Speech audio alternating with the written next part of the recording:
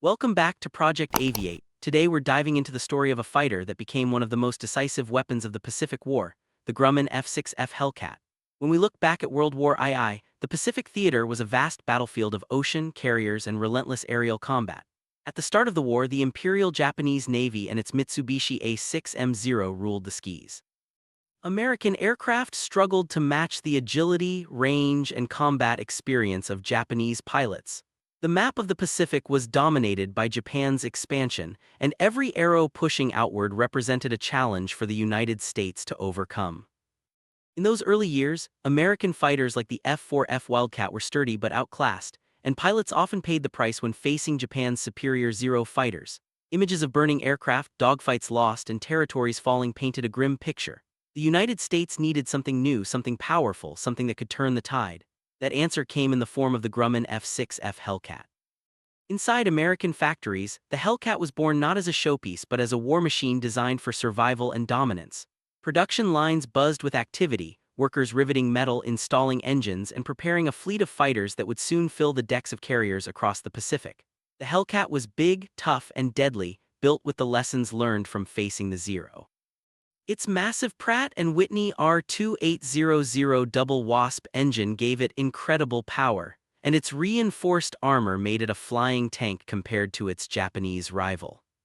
When you see a Hellcat sitting on the deck of an aircraft carrier, its presence is unmistakable. Bigger than the Zero, heavier and more robust, it wasn't built for elegance, it was built for victory. On those carrier decks, with crews rushing to refuel and rearm, Hellcats waited for the signal to launch into the skies. This was America's answer to air superiority. The direct comparison between the Hellcat and the Zero tells you everything you need to know. The Zero was light, fast, and agile, but it sacrificed protection. A single burst could set it ablaze. The Hellcat, in contrast, could take hits and keep flying. Pilots knew that their chances of coming home were dramatically higher in a Hellcat than in anything they'd flown before. That confidence meant everything. Step into the cockpit of a Hellcat, and you'll see why it became a pilot's favorite. The wide canopy offered excellent visibility, and the gunsight gave aviators the tools they needed to strike with precision. 6.50 caliber M2 Browning machine guns armed every Hellcat, delivering devastating firepower in bursts that shredded enemy aircraft. Imagine the scene: clear skies, the roar of engines, and a Hellcat pilot lining up his gunsight on a Zero ahead. The outcome was often inevitable. In dogfights, the Hellcat proved itself time and again. It didn't need to outturn the Zero, it simply outpowered it. With superior speed in a dive, the Hellcat could dictate the fight, swooping down on Japanese aircraft and hammering them with fire before climbing away to safety. Scenes of Hellcats chasing Zeros, tracer rounds lighting up the sky, became a symbol of shifting power in the Pacific.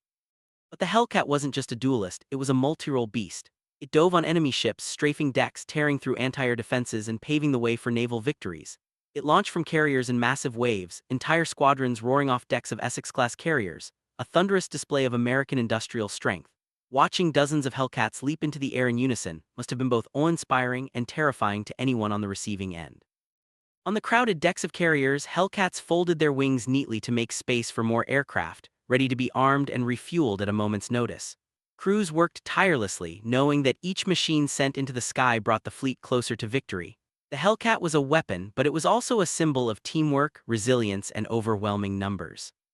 The duels between Hellcats and Zeros became legendary. Time and again, the Hellcat proved its dominance. Pilots described how their aircraft could withstand hits that would have destroyed anything else. Japanese pilots, once feared, found themselves at a disadvantage. With superior firepower, protection, and tactics, the Hellcat crushed Japan's air power. Beyond dogfights, the Hellcat also excelled as an escort. It guided bombers deep into enemy territory, ensuring they reached their targets and returned home safely. Formations of bombers, once vulnerable, suddenly had a shield of iron and fire surrounding them thanks to the Hellcat's presence. Landing on a carrier after a mission was no small feat, but the Hellcat was forgiving. With its strong landing gear and dependable tailhook, it mastered the art of carrier landings. Images of Hellcats catching arrestor wires with sparks flying captured just how rugged and reliable this aircraft was under the harshest conditions. Of course, at the heart of every mission were the pilots. Squadrons of aviators posed for photos by their Hellcats, tired but smiling, proud of what they had accomplished. These men became legends, and their machines were the wings that carried them to victory. The bond between pilot and Hellcat was built on trust, the trust that this aircraft could bring them home.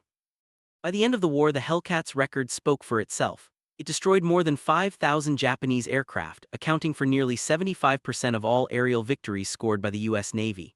No other fighter in history had such a staggering kill ratio. For every Hellcat lost in combat, 19 enemy aircraft were destroyed.